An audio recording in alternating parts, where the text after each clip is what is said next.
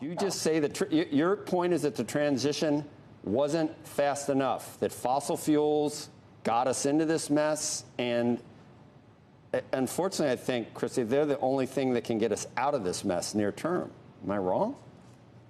Well, it's a surprising assessment given the previous just story about where Europe is right now, and that through energy and efficiency and renewables, they see this path out of this. Let's be clear again about what got us here, which is that their neighbor is a petro dictator that is cutting off supplies of natural gas to Europe. And so that is what is causing the current problem. And you can't blame anything else on that situation. So certainly they see the path forward through energy efficiency and renewables, really over time bringing down those prices. And right now, energy efficiency is the thing that's allowing the reserves to restore to a place where they don't have to worry about this winter. But it doesn't have anything to do with the green lobby. This has to do with Putin and his war on Ukraine. Well, I know you've seen how many people have said that Putin only has this opportunity because of the action that Europe took with nuclear plants and everything else. If renewables represent 3% of the total right now, I don't know what it would cost to make that economically feasible, even if you could make it economically feasible with wind and solar. And do you dispute that the only way out of this mess for Europe is hydrocarbons? Do you say that you think renewables can help heat homes in Germany this winter? No, that's not what I said. Energy efficiency is what we're talking about right now. And they've been able to reduce the amount of energy they're using so that those reserves can be restored. Certainly in the short term, we are talking about fossil fuels, and really those are what need to be around during the bridge. But we just saw Congress and the president take historic action to invest in corporations and consumers being the engine for this transition. It's not going to happen overnight. This is a decadal discussion of how we're going to get here.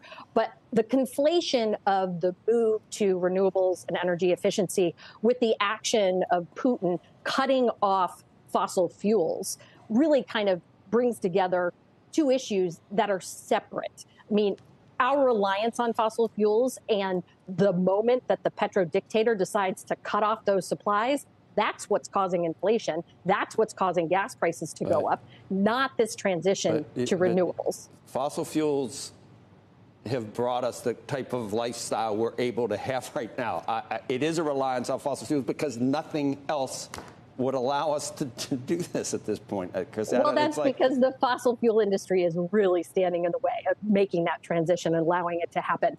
I really believe that the investments that we're talking about over the next decade are going to put us on that path. Okay. And I mean, it's not just a matter of belief. This is what all the analysis shows. Vivek, where we are, I think we'd be further along. I don't know. What are your? Let me tell you just a quick anecdote, Vivek. We had Secretary Buttigieg on, and I was talking about this same thing about, does the United States want to end up in the same boat as Europe? Are we rushing our transition here as well? Are we cutting off fossil fuel companies?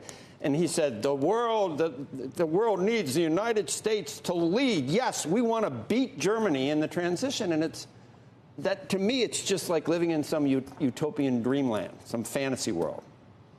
It is living in a fantasy world. I mean, I love Pete as a guy, but at the end of the day, you have to ask yourself not just why we blame Russia. And with all due respect to Chrissy, I know that's the standard approved talking point and lines that we have to blame Russia for this crisis. That evades the deeper question of why it is that we were so reliant on Russia in the first place. And Joe, there is one clear answer to that question.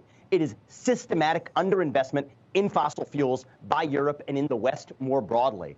And you want to talk about some of those energy reduction measures in Europe? Let's be specific. In Spain, there's now a measure calling for air conditioners not to be set below 81 degrees Fahrenheit. And you know what?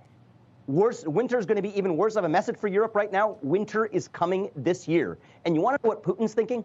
Russia has a long history of outlasting its European opponents over long, cold winters. Look at Napoleon. Look at Hitler. That's the bet that Putin is making right now. And the sad part is he's probably right. So I think there's a cautionary tale there for the United States. But, Joe, I also want to put a positive point on for the United States. Okay, the number one reason that Europe is still able to live a first world lifestyle right now because of United States liquefied natural gas, LNG exports. If it were not for U.S. LNG exports, Europe would be living like a third world nation right now. And you know what? The Ukraine would probably already be part of Russia. And the only reason why the U.S. is able to be a leader in LNG exports is because of the massive investments in LNG build-out under the prior administration, and because actually Secretary Rick Perry, under the prior administration, leaned on his European counterparts to build the regasification terminals in Europe required to use the liquefied natural gas that the U.S. exports. And so there's a bright story here for the U.S. leadership as well, but I think it is a cautionary tale for anyone who actually criticizes liquefied natural gas production here in the United States without recognizing that that's actually what saved the day. And so with all due respect, we can point the finger to Russia or Putin all we want. If we do not look in the mirror and ask why we put ourselves in this position in the first place, we will make the same mistake again and again.